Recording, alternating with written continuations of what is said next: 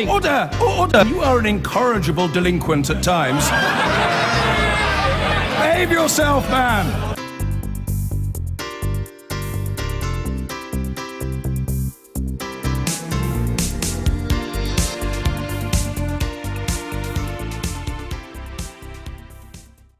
Now, what's black and white and not red all over? Anybody? A manifesto, of course.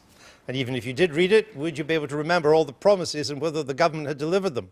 I doubt it. So that's where we come in. Today we're launching our very own manifesto tracker, which charts the progress of the pledges in the Conservative manifesto, sort of like a blue virtual Edstone. Or maybe not. Here's Joko to explain. Over the next 4 years, we'll be monitoring the government's progress on all of the commitments the Conservatives made ahead of the 2015 general election in their manifesto, and a few big promises they made during the campaign. So we've identified 161 pledges and loaded them into our manifesto tracker. And here it is. We've grouped them into categories, covering all the major areas of government policy, from the Constitution down to welfare. And we've given each of the promises a colour rating. Red, signalling little or no progress so far. Amber, when the government has made some progress. Or green, for delivered pledges.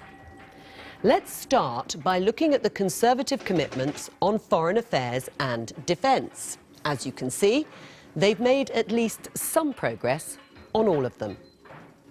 Now, easily the party's biggest promise here was to hold a referendum on Britain's membership of the EU by December 2017.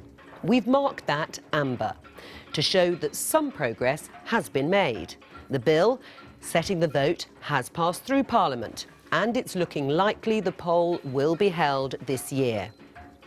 The cornerstone of the Conservative election campaign last May was how they would handle the economy. And as you can see, that's where we found the greatest number of promises. Let's look at one of the policies they identified as part of their plan to eliminate the deficit. That was to reduce the welfare bill by £12 billion. Again, we've given that an amber rating. The savings were outlined in the Chancellor's autumn statement last year, but it's too early to say if they'll all be achieved. When it comes to the Constitution, the government's made some progress on most of its policies, but it promised to scrap the Human Rights Act and replace it with a British Bill of Rights. That gets a red rating, as although there have been reports something is in the pipeline, as yet there is no sign of the legislation required to introduce it. Some manifesto commitments have already been delivered in full, like the introduction of English votes for English laws to give English MPs a veto over laws that only affect England. Other changes promised in the manifesto are less well known, like the promise to recover £500 million from migrants and overseas visitors who use the NHS by the middle of the Parliament.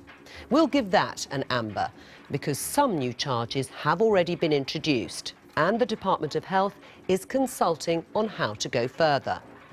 Let's add on the rest of the promises in each of the policy areas and have a look at how the government's doing overall.